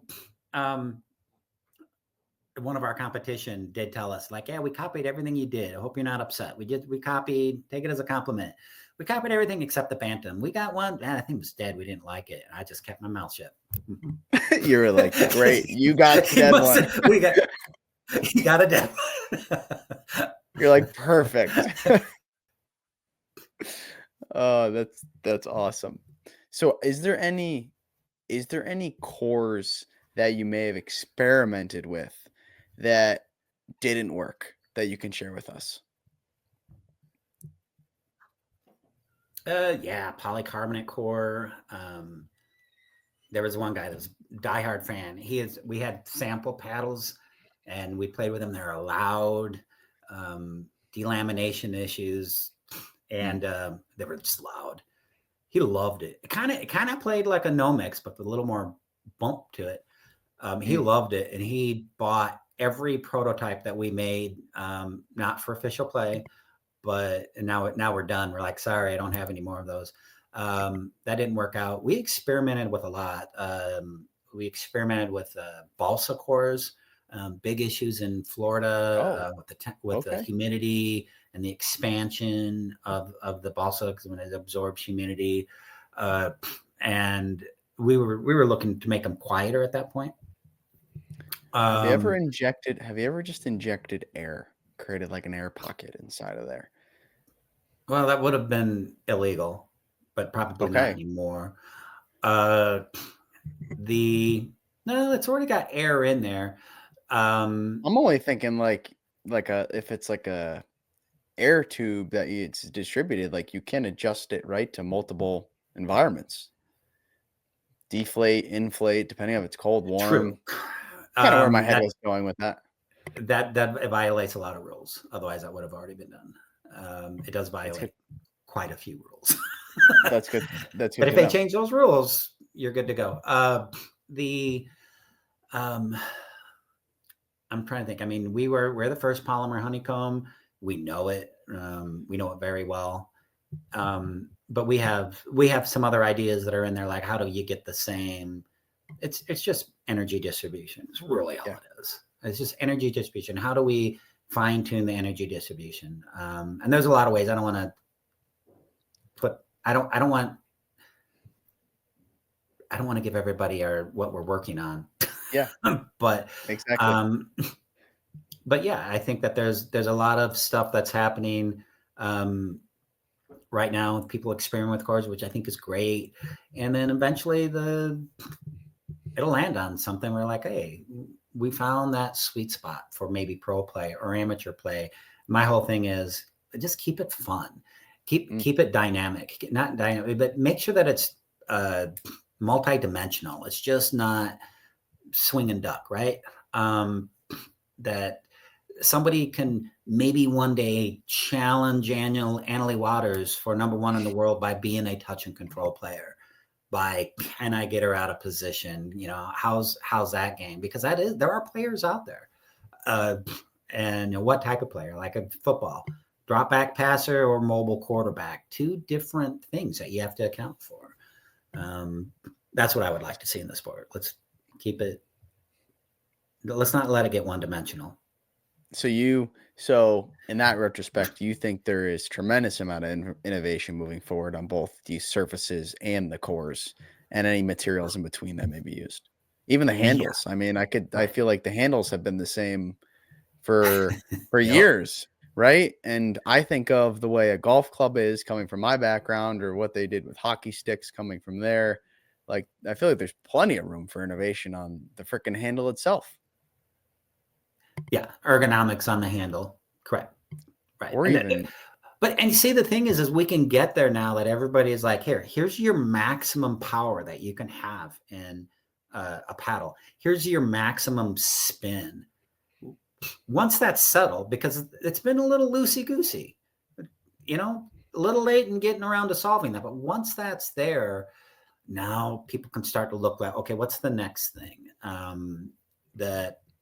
Ergonomics, right? Longevity, maybe it's price point, all that sort of stuff. And then our jobs gets a little easier because we know what the standards are going to be. And the standards may be different, you know, like MLB, the wood bats, 5 different kind of species. I think it's 5. You go to minor leagues, aluminum, let's go, right? Yeah. But once we're there, then everybody can kind of take a sigh of relief. Somebody wants to come out like, oh, I got this new core made out of bark. I don't know, I'm making stuff up. I'm made out of moon rock. Okay, is it going to have more power? No, it can't. So what is it going to give me? It's got to come back to the player. What's in it for them? Yeah. Why do I need to buy your paddle? Because now the power levels are the same, the spin levels are the same. What else you got? And now you're going to see the ergonomics. You're going to see the, maybe balance. You'll see more choices, not just be happy for the day when I no longer hear it's got power and control. Do you see us going to like I keep going back to golf because that's where my brain goes. Do you see it going to like a 2-piece route where like you have a paddle and a handle combo where you can swap out your paddle heads depending on the type of event you're playing? Yeah, get the USAP to allow for removable parts that's other than the facing. Okay. That's the thing that there's a lot of innovation that people have been in for a while. I'm like, I could do that, but it's not legal, without even thinking, well, one day it might be legal and I better get that patent filed. And so once those shenanigans stops where it's like, hey, can I have I think it was us and Gamma asked USAP if we can have an open throat. We were both told no. Next thing you know, Selkirk's launching an open throat. What the? And we're like, well, what the heck are you guys doing? Once that stops, then I think there'll be more room for innovation on that half. right. It'll Because be I then think that's of when like true stiff. innovation is. Exactly, because I think of like a stiff, like in golf you have like a stiff flex versus like a regular flex and how you can utilize that in the handle.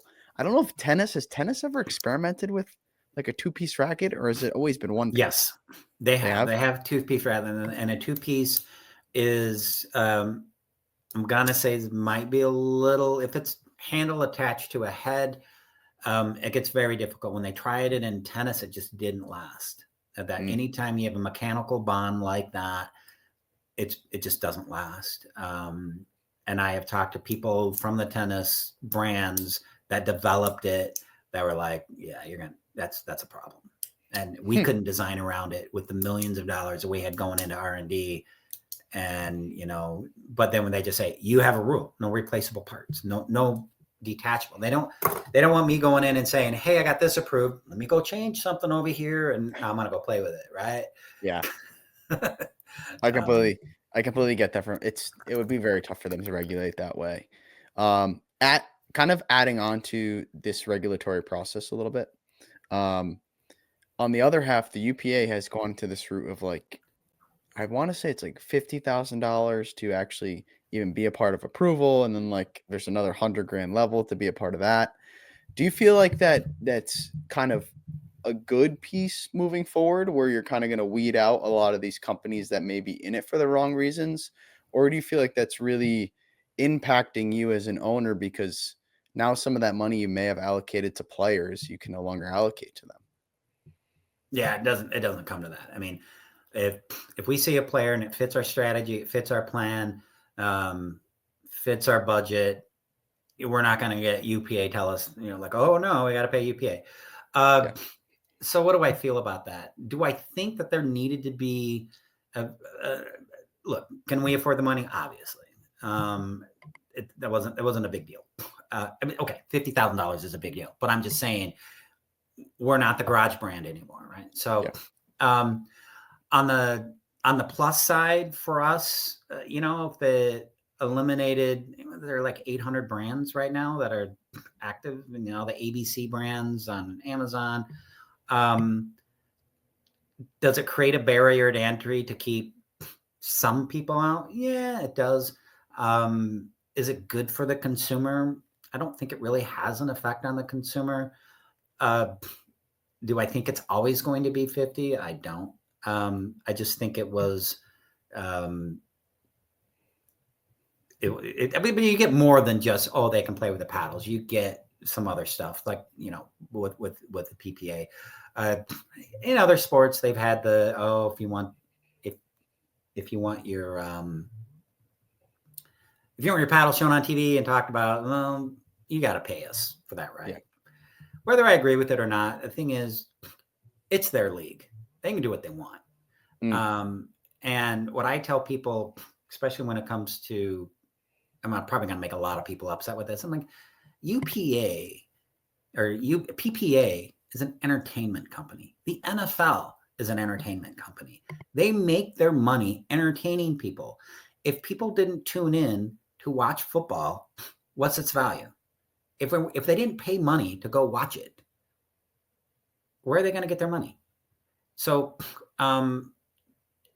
keeping that in mind, but also keeping in mind that it needs to have integrity.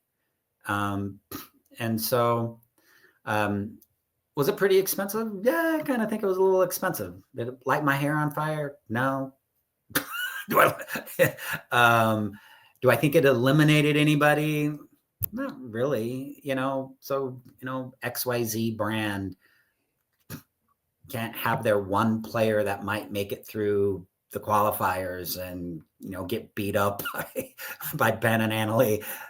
Okay, they're not going to, do they need that? No. I think the brands that it was important to would pay for it, and those that wasn't important to didn't.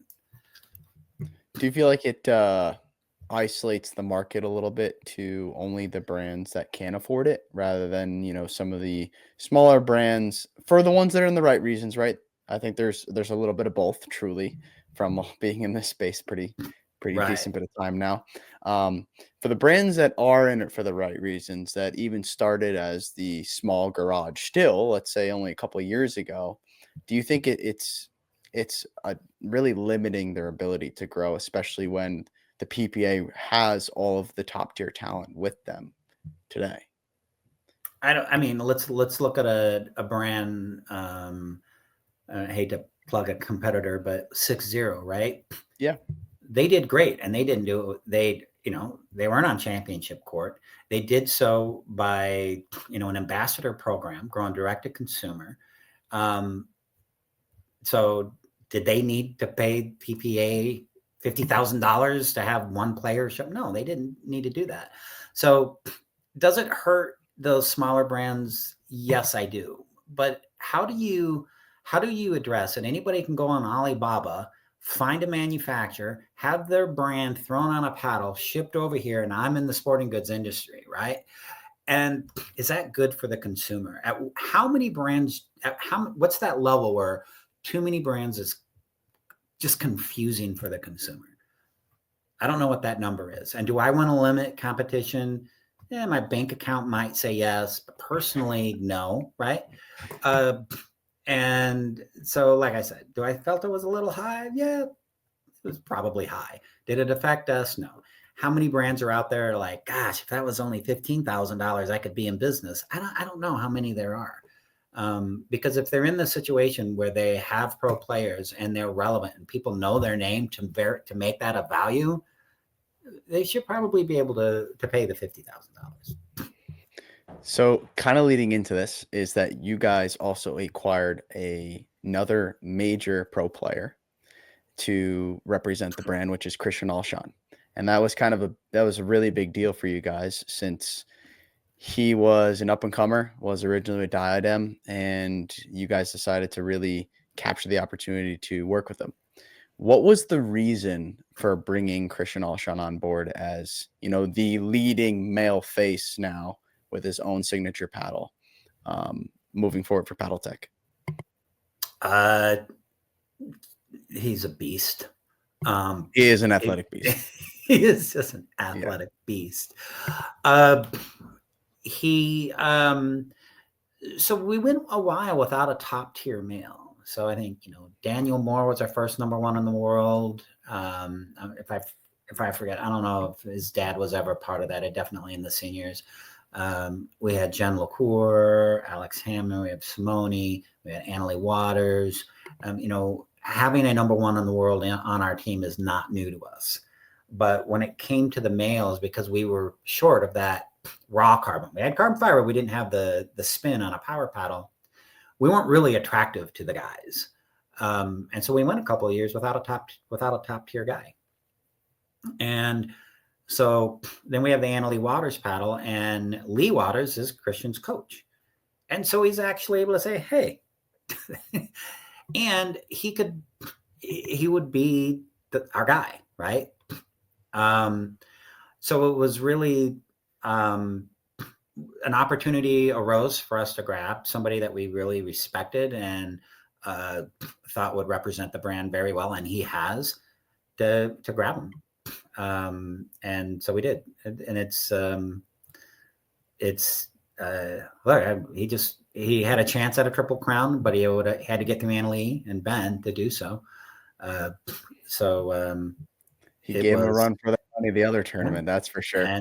And he, like I said, he lost in singles to his own paddle.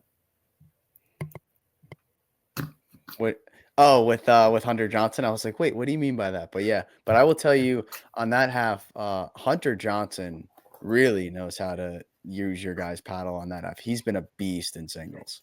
That guy, the way he shapes the ball with that thing is insane. I just want to know if one of his, when he's drilling, if it's, I'm hitting the line. If I don't hit the line, it's a failed shot. Right. Right. Just boom, and hits the line. So he's a sniper with that thing. As a side note, has he reached out to you guys to want to work with you guys moving forward, or what? I don't know how to answer that. I'm going to say that we do you're communicate talking. with Hunter on many Yeah. different issues. So, moving really into our closing section, we have 2 questions that we finish with on every single podcast. So I'm going to give you the first one, and then we'll move on to the second one afterwards. Okay. Okay. The first question is, what is your greatest fear moving forward with Paddletek? My greatest fear with Paddletek isn't so much about the company. I guess my Could be biggest fear personal too. is my my fear is what is happening with the sport. I hear stories of women quitting NPL because they feel like they need to wear a goalie mask and body armor, and that the sport is changing and not necessarily for the good. And are they going to get this back in the bottle soon enough? Because if the thing about pickleball is that I used to tell people, a grandfather can go out and play with his granddaughter and they can have fun. But now if it becomes you go out there and you're like, no, you're not ready yet, right? Or you need to wear glasses because it's not safe. That concerns me. Now, both entities are working on it. But my fear is what's going to be next, right? As far as pickleball, I do think pickleball is going to stay. Back when we started the company, I said, is this going to go by way of shuffleboard? Remember the shuffleboard you can see on the cruise ships? There was a huge tournament in Arizona one time, and they had this huge shuffleboard stadium. And I'm like, nobody using that, right? And like, is pickleball going to be that? It's not going to be that. But will the people that are stewards of the game of pickleball going to maintain to be good? Are they going to keep being good stewards of the sport and make sure that it becomes that game where, a beginner can have fun while they're learning, which is unique to this sport? If that ever changes, then that scares me. And I guess another fear is, what consumers want, will it change so much that it's no longer viable to manufacture in the United States? And that is something that we look at, and we're always looking at new technology, people who can get us stuff, in the United States, because who hates American manufacturing jobs, right? So those are my concerns about for the sport. Our not to get political, but I believe that is where our administration is moving to. They're trying to create more jobs, specifically in the manufacturing space across all industries in the United States. So, I'm sure that's something that you guys are preparing for on your end. If the cost due to tariffs is actually significantly outweighing what it may be to actually manufacture or create the products here in the United States. Correct. But it really depends on the consumer. And when we started the company, we said, look, we're not going to be the biggest. We're not going to compete with the tennis brands. But if we have a small brand with loyal customers, our family will do fine. That was our focus. And I used to say this thing, how do you beat Merriweather in the ring? Bring a board of checkers and play checkers. Don't play their game. Play your game. But it's a little more complex than that, because you're talking about a lot of infrastructure just on the peel ply. The fact that the textiles aren't made here made it difficult for us to just go down textile row and find what we needed. It was difficult, and it is still difficult to this day. There are people like, I can't find that perfect peel ply. And so look, we'll take any help we can get to support American manufacturing. But at the end of the day, it's up to the consumer. Will the consumer say, oh, I want this way of making the paddle that is very difficult to make in the United States? Which is why I always just say it's really about physics. It's not about the materials. It's not about how it looks. It's about physics. It's energy return, right? Dwell time. It's dwell time. It's energy return. It's spin capability. It's balance. It's, the efficiency. It might be vibration control. Those overseas doesn't have a patent on any of that. And any way you make the paddle can get you those things. It's just, you get people up there like, oh, this is bells and whistles. But at the end of the day, if we start talking numbers, here's your power rating, here's your spin rating, here's your balance, here's your dwell time, right? And it doesn't really matter how it's made, as long as it's made well.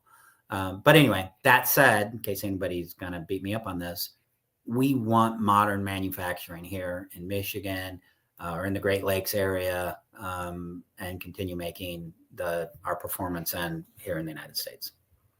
That talking about the innovation, this is backtracking a touch, but it popped into my brain.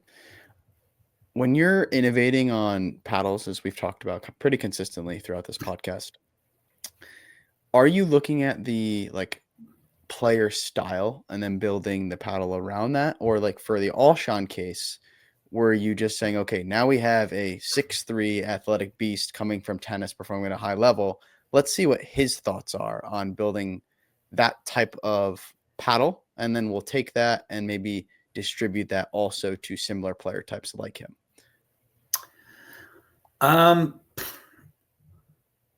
would like to think that I could look at a player and say, oh, this is the type of sandwich you would like. Let me make it for you. Usually some feedback comes into play. And so what we do is a lot of times we learn from, let's just use Andrea, right? Andrea, you're playing with this, try the ALW. There's just a nuance about it that didn't fit her game. And that was that high, I can't really say it, that low to high tennis, high arcing spin, right? Those typically you want a bigger speed spot. You have more space there to get that ball rolled over. Whereas Christian is more of a flick, right? It's a flick like that. And so learning what a particular shape and playing characteristic of a paddle, how that meets a player's playing characteristic and their tendencies, we learn that through experience. Andrea, I really like that. Wonder why. Let's look at your swing. And we're getting more advanced on that. I mean, we've got spreadsheets of, player type, age, demographic, platform, weight, balance, what is their preference. And so did you hand Christian, so for example, him being new coming on, did you hand him a bunch of paddles and say, hey, go try all these, tell us which ones you kind of like best, and then we'll tweak something for your signature in between? A little bit. It was mostly him saying, I'm playing with the diadem and I like that shape. And so we looked at the shape and we said, okay, what does he like about it? And so, and then we designed it in that regard. And I'll give it to Diadem. Their shape, whoever designed their shape for that, knew what they were doing. They made it a little box here to broaden that sweet spot. So I'm not going to say that we're like, oh, we invented that shape. No, we didn't invent that shape.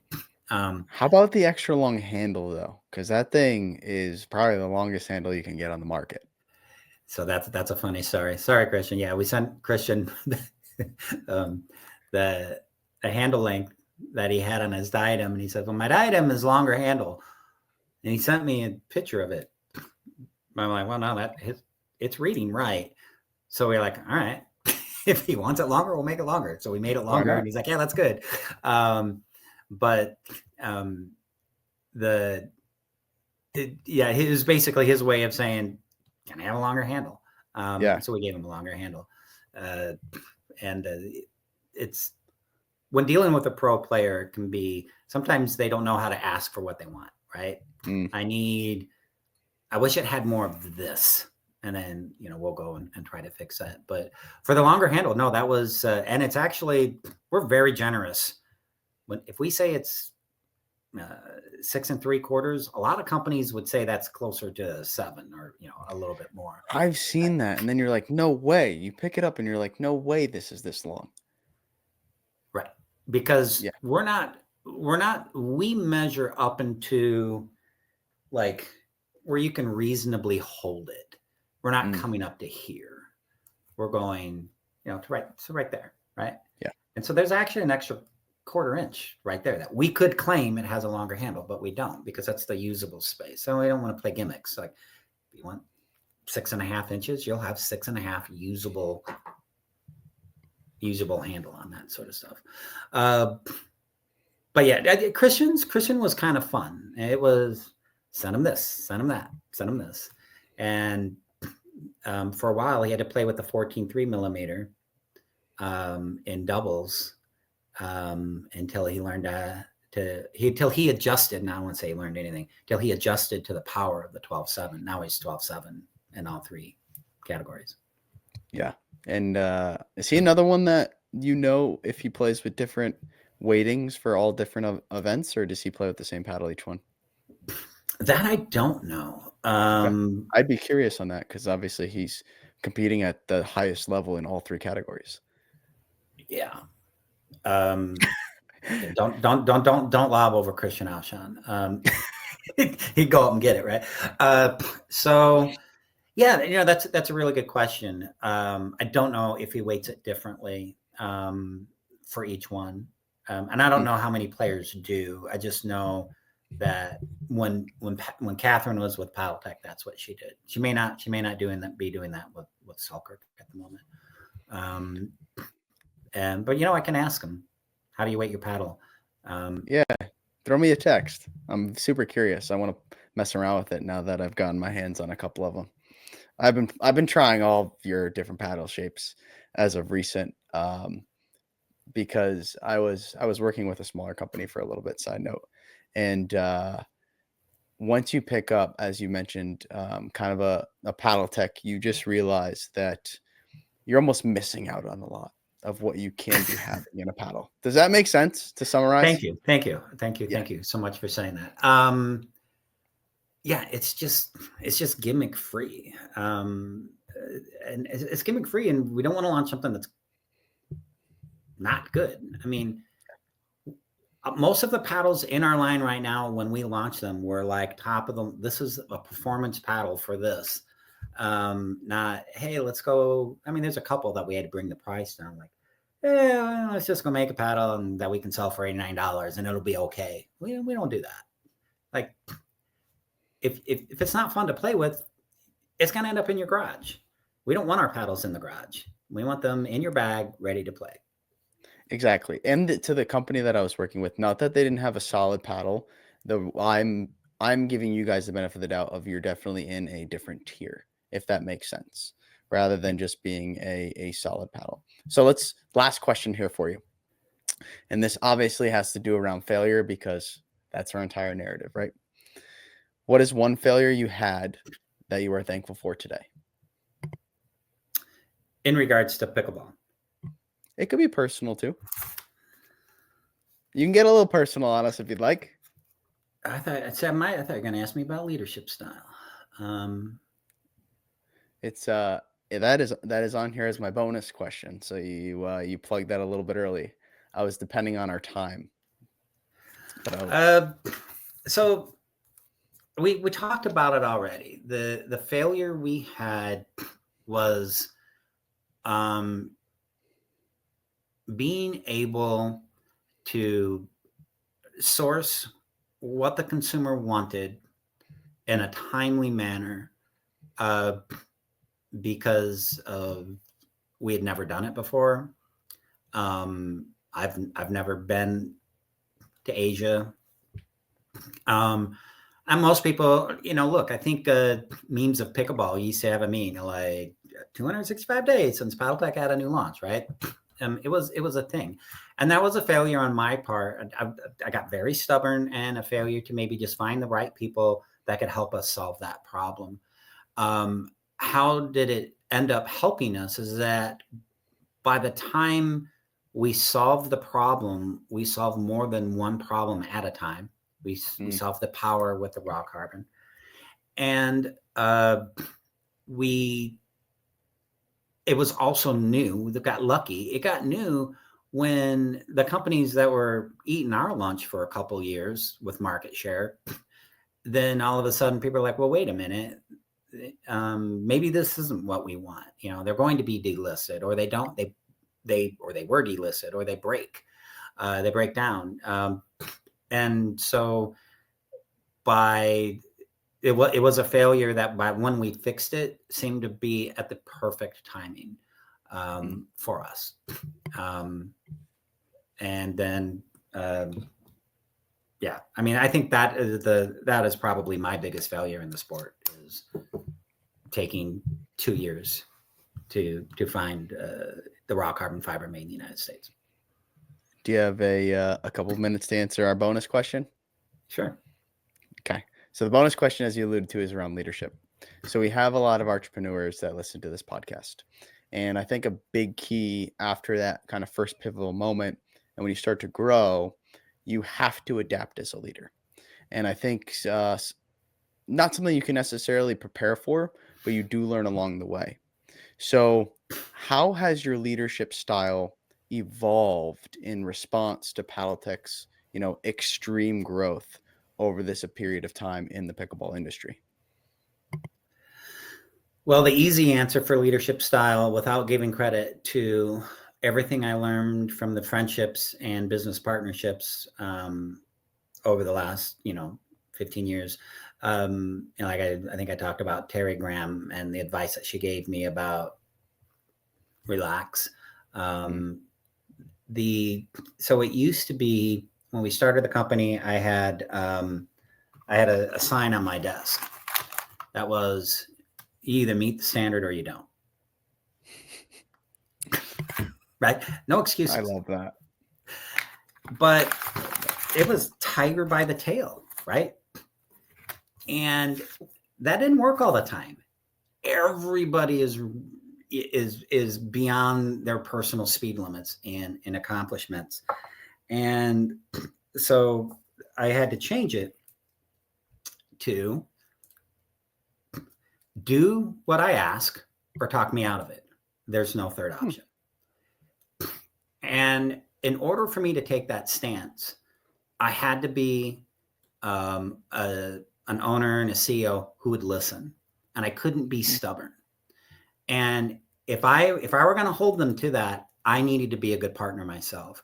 And I adopted a line from Anchor Man, which was, I would say, I'm only right 60% of the time, which means 60% of the time I'm right every time.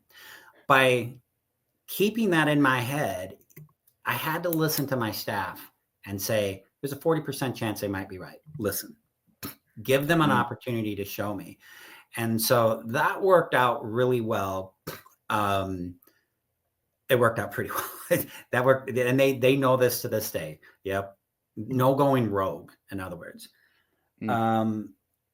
But now with such a big staff and we're growing so fast, now my new mantra with them is, if my leadership style changes in what I want them to feel. By the way, we're family first. We have great culture over here.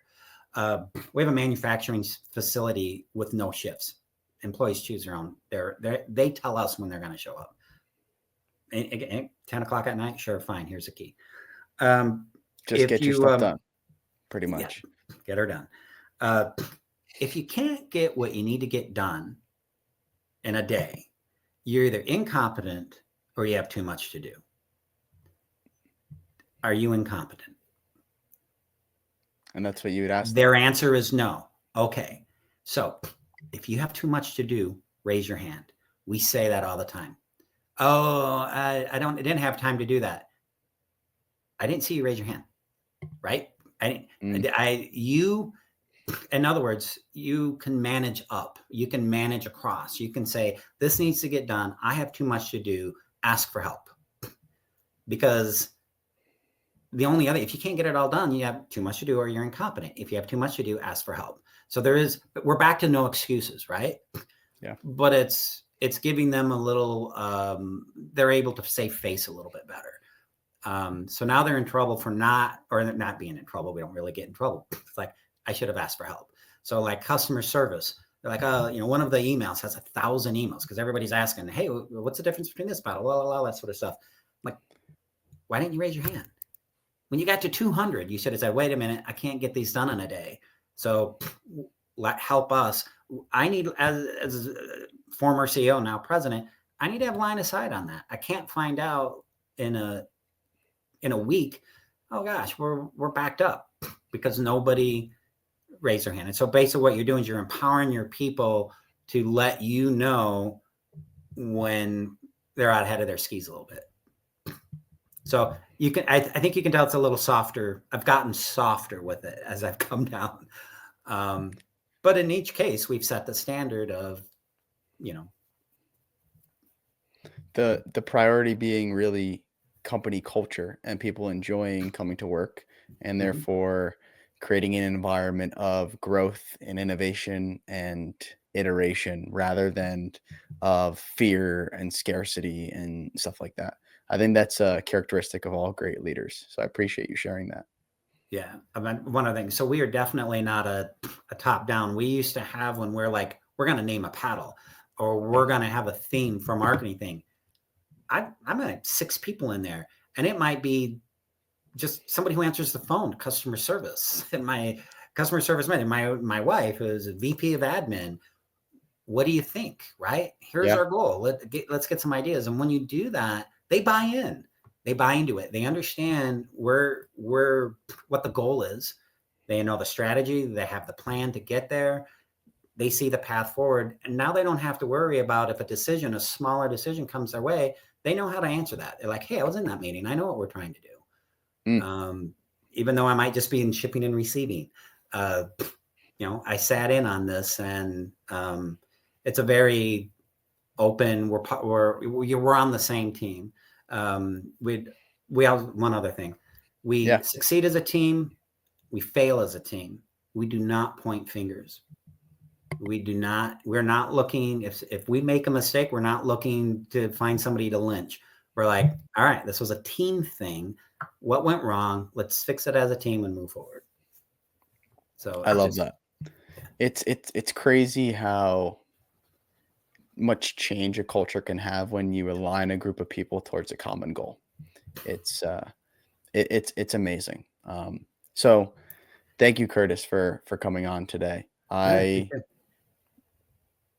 You just shared so much good insight, not only in the pickleball space, but from a techie, as you called it, lens, as well as just being an entrepreneur and innovator and sharing your experience over that time and how you navigated it. I'm really excited for our audience to go and listen to this one. This will be really, really fun for all of them.